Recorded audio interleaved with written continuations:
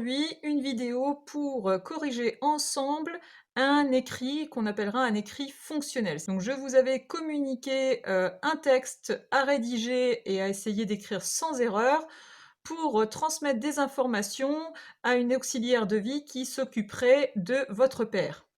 Alors on va corriger ensemble et essayer de repérer les différents points au moment de l'écriture auxquels il faut être attentif pour éviter de faire des erreurs.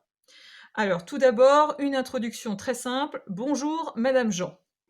Donc, bonjour.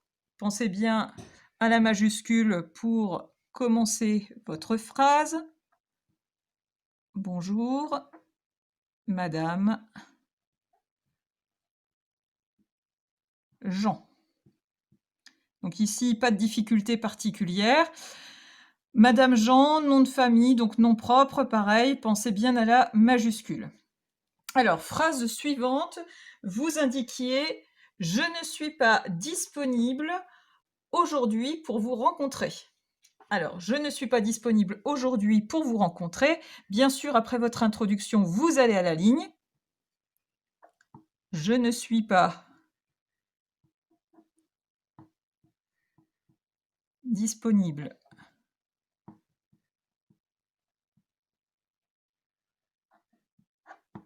aujourd'hui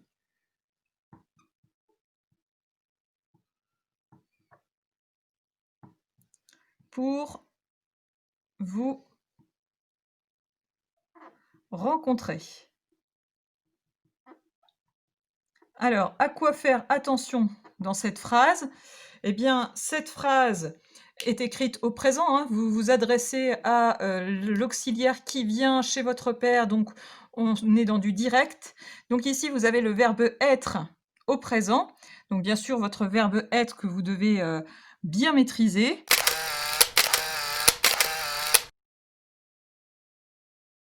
Donc ici, le verbe être avec je suis, suis, pas de difficulté particulière. Avec la forme négative, de bien penser à utiliser les deux mots. Quand on parle, parfois, on dit « je suis pas », mais bien penser à l'écrit, à mettre les deux éléments de la forme négative. Hein, ne pas, ne plus, ne point, ne jamais, ne guère, ne nini.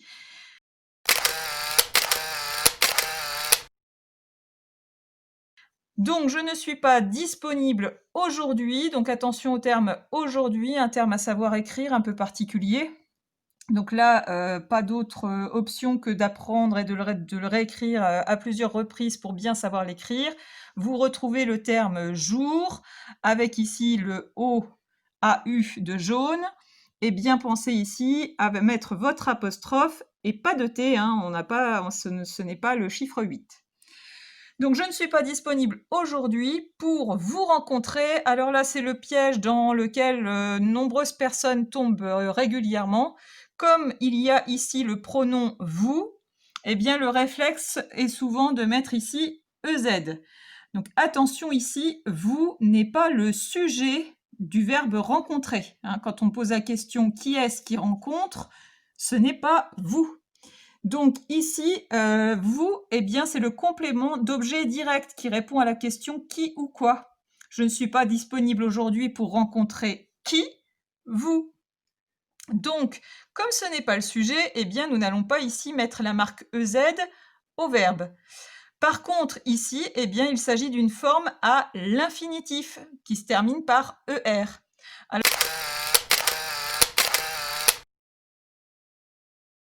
Alors, une technique toujours valable quand vous avez le son « et » à la fin d'un verbe, eh bien, c'est de remplacer par un verbe du troisième groupe pour faire fonctionner vos oreilles, entendre les sons que vous repérez et savoir quelle terminaison indiquer. Alors, je m'explique. Ici, je ne suis pas disponible aujourd'hui pour vous rencontrer. On pourrait dire « je ne suis pas disponible aujourd'hui pour vous endormir », hein, le verbe « dormir » qui fonctionne bien. Endormir, j'entends bien à la fin le son IR, c'est-à-dire une marque qui fait penser à l'infinitif. Donc ici, eh bien, nous mettrons le « et » de l'infinitif, c'est-à-dire le « et ER ». Si j'avais entendu « endormi », j'aurais entendu le petit « i », alors j'aurais ici indiqué le petit « et », E accent aigu. Donc, pensez bien à cette technique de remplacer par un verbe du troisième groupe pour assurer votre terminaison avec le son « et » à la fin d'un verbe.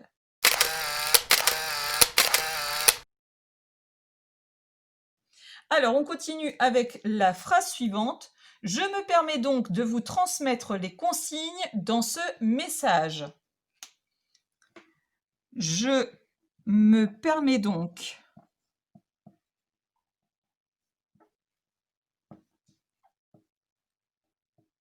de vous transmettre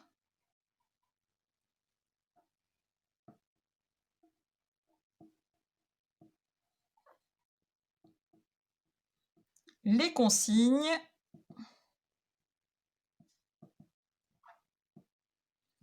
par ce message.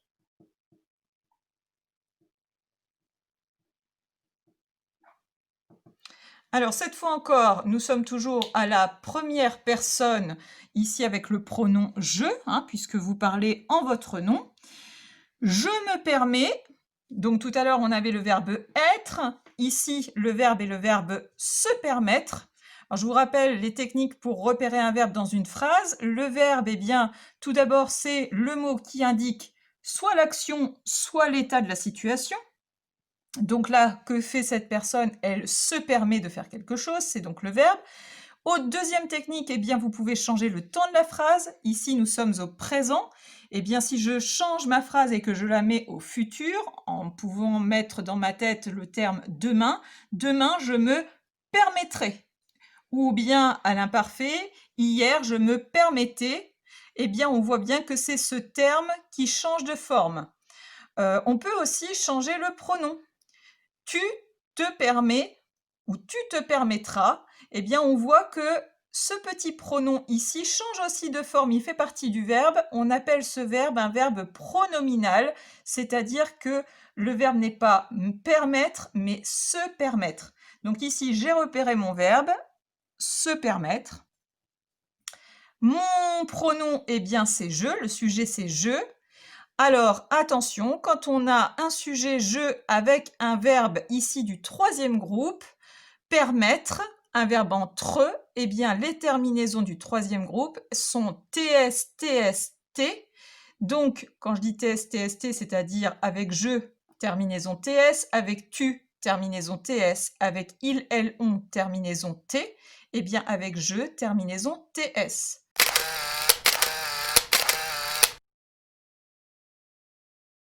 De manière générale, au troisième groupe, eh bien, avec « je », on mettra un « s », mais ici, pour les verbes en « tre », il faudra bien penser au « t » également.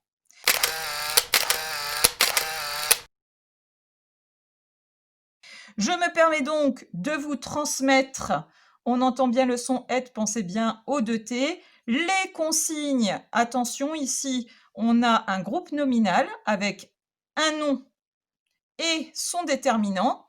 Eh bien, le déterminant ici est au pluriel. Je pense bien à mettre mon nom également avec une marque du pluriel.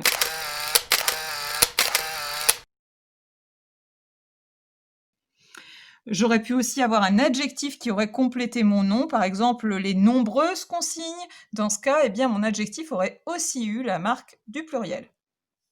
Par ce message, attention, on n'est pas ici devant un verbe, ce n'est pas comme se permettre qui s'écrirait avec un S. Ce message, nous sommes devant un nom commun, donc c'est le ce qui indique, c'est celui-ci, le ce qui montre comme le C, vous voyez vos doigts qui montrent le nom commun, donc c'est le ce CE. On pourrait d'ailleurs mettre au pluriel ces messages. Ici, c'est le ce démonstratif. Et message, pensez bien, attention, nous sommes ici entre deux voyelles. La petite règle pour se souvenir du S qui a peur et qui zozote entre deux voyelles s'il est tout seul. Zepper, zepper, le S chante Z entre deux voyelles. Par contre, s'il est accompagné, ça le rassure et donc à deux S, eh bien, il chante le son S. Donc message avec deux S.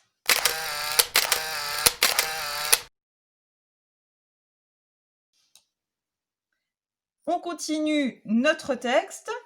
Mon père doit prendre son petit déjeuner à 9 heures. Alors, pas de difficulté particulière dans cette partie. Mon père doit prendre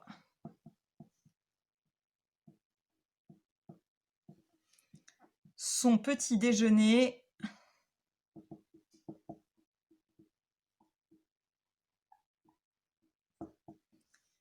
à 9 heures. Alors ici, comme d'habitude, repérage du verbe. Donc je peux mettre par exemple ma phrase au futur. Mon père devra prendre son petit déjeuner à 9 heures. Donc ici, eh bien, il s'agit du verbe devoir. Qui doit prendre son petit déjeuner à 9 heures? Le groupe sujet, c'est mon père. Donc mon père qui peut se remplacer par le pronom il.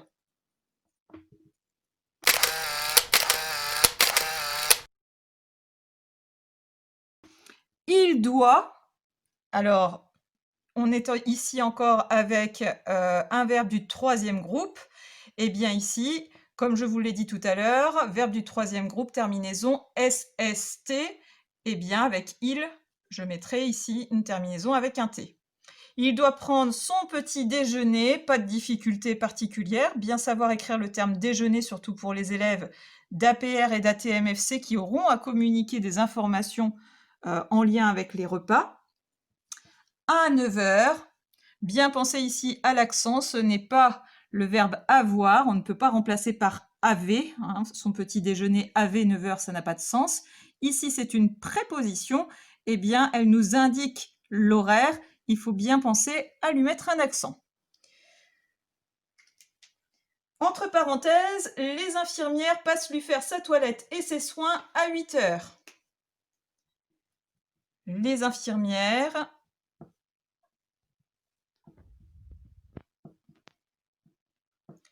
passent lui faire sa toilette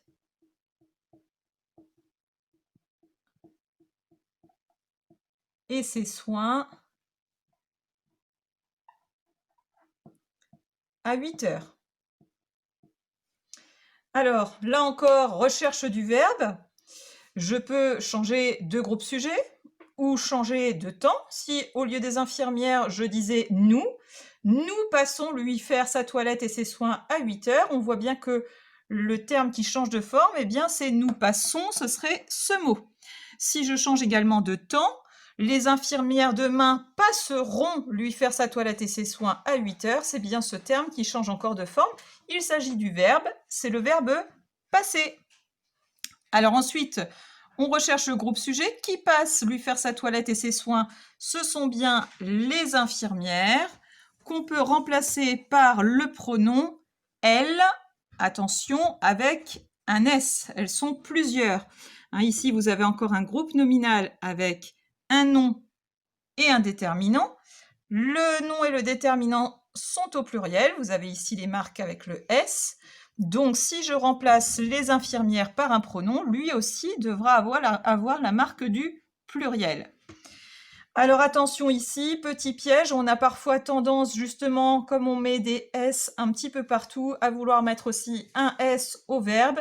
Eh bien non, le verbe n'a pas la même forme quand on le met au pluriel. La marque du pluriel du verbe, eh bien c'est NT. Donc pensez bien ici, elle passe à indiquer la marque du pluriel. Encore une fois, comme tout à l'heure, nous sommes ici entre deux voyelles. Donc, pour que le S chante S, il faudra qu'il soit accompagné, qu'il y en ait deux. Elle passe avec deux S. Lui faire sa toilette, le son et, E de TE. Et ses soins, alors ici, je pourrais dire sa toilette et puis ses soins. Ici, eh bien, ce petit mot coordonne, c'est-à-dire qu'il assemble la toilette et les soins. Ce n'est pas le verbe être qui pourrait s'écrire EST, donc c'est bien le petit mot ET qui est une conjonction de coordination. Dès qu'on peut remplacer par et puis, eh bien, on écrit ET. Ces soins, eh bien là encore, vigilance, on entend que il y en a plusieurs, donc c'est du pluriel, donc déterminant avec la marque du pluriel, et le nom également. à 8 heures. On se retrouve comme dans à 9 heures. C'est une petite préposition qui m'indique à quelle heure.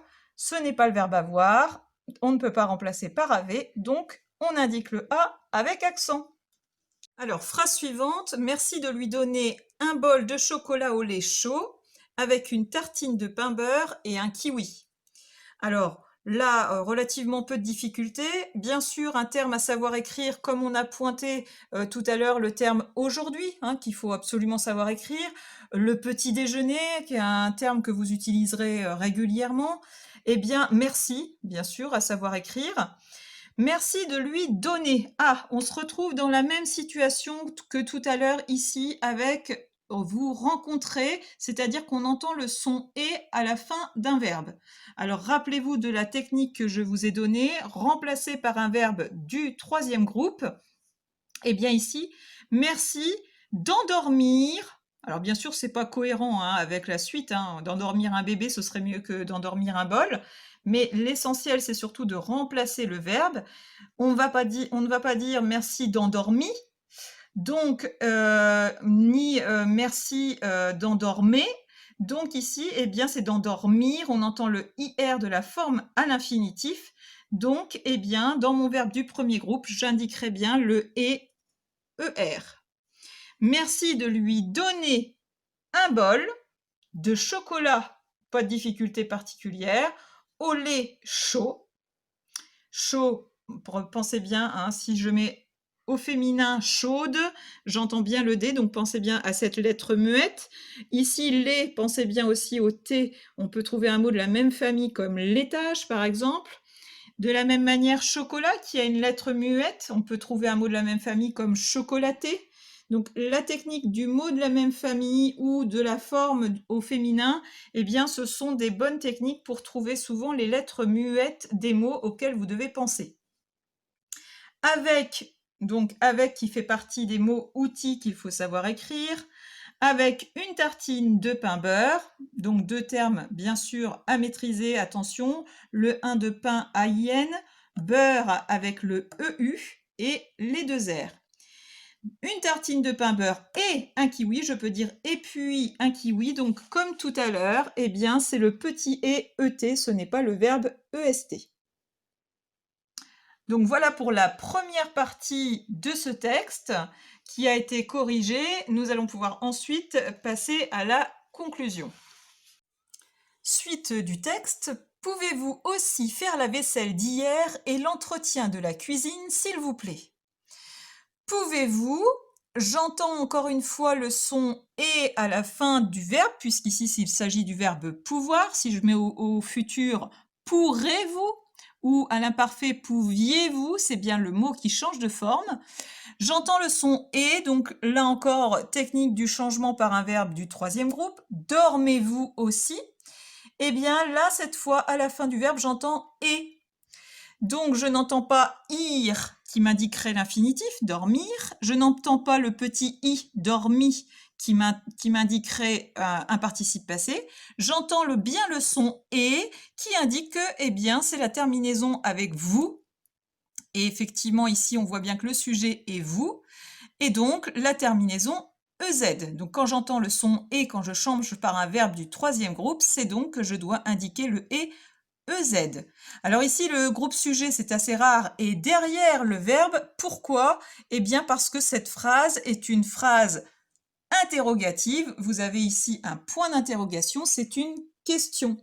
Donc dans une phrase déclarative, eh bien le sujet est devant le verbe, mais dans une phrase interrogative, on inverse sujet-verbe. Donc, vous pouvez ou pouvez-vous, EZ. Pouvez-vous aussi, pensez bien, petit mot outil à savoir écrire, encore entre deux voyelles A, E, I, O, U, Y. Ici, on est entre le U et le I. Donc, deux S pour avoir le son S. Faire la vaisselle, encore une fois, entre deux voyelles, le son S avec deux S. D'hier, donc hier, mot outil comme aujourd'hui à savoir écrire. Attention, hier avec la lettre muette H. Et l'entretien de la cuisine, donc la vaisselle et l'entretien. Là encore, le petit « et » nous relie deux groupes de mots, hein, ici. Donc 2 groupes nominaux, même pour être plus précise, et on pourrait dire « et puis la vaisselle et puis l'entretien de la cuisine », c'est le « et ET ». L'entretien de la cuisine, eh bien attention au son yin comme dans chien, donc I-E-N. De la cuisine, attention, là nous sommes encore entre 2 voyelles, mais cette fois on entend le son Z, donc un seul S. Et puis, bien sûr, cette formule à maîtriser parfaitement parce qu'elle vous servira régulièrement dans vos messages de communication. S'il vous plaît, ce qui souvent est erroné, mal écrite, cette formule, s'il, S'-I-L. Il plaît à vous, hein, donc ici le il est le sujet de plaît, c'est pour ça que à la fin de plaît, le verbe plaire, eh bien on indiquera un T.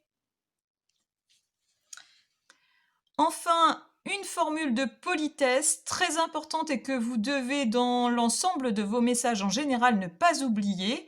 Donc ici, vous communiquez avec quelqu'un de connaissance, donc vous pouvez être quand même assez proche et souhaiter une bonne journée. On utilisera des formules un peu plus officielles quand on s'adresse à quelqu'un de notre hiérarchie ou quelqu'un qu'on connaît moins. On mettra plutôt cordialement. Là, ici, vous êtes plus proche, donc vous allez pouvoir mettre « Bonne journée à vous et merci d'avance ». Alors, bonne journée, pensez encore, nouvelle phrase, hein, à chaque fois que vous avez des points, le point simple ou le point d'interrogation ou le point d'exclamation. Ici, bonne journée. Donc, une journée, c'est du féminin, pensez bien « et eux ». Bonne journée à vous.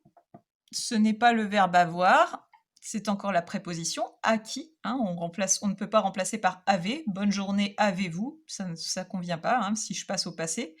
Donc, bonne journée à vous et merci d'avance. Pensez à remercier la personne qui vient vous rendre service. Et donc, on peut malgré tout mettre une petite formule de politesse pour conclure. Par exemple, bien sincèrement. Donc bien avec le son yin comme dans entretien, I-E-N, sincèrement, donc qui est un adverbe qui se termine par ment, M-E-N-T, bien sincèrement. Donc si vous avez des doutes, pensez à bien découper en syllabes pour vérifier que vous avez bien l'ensemble des sons.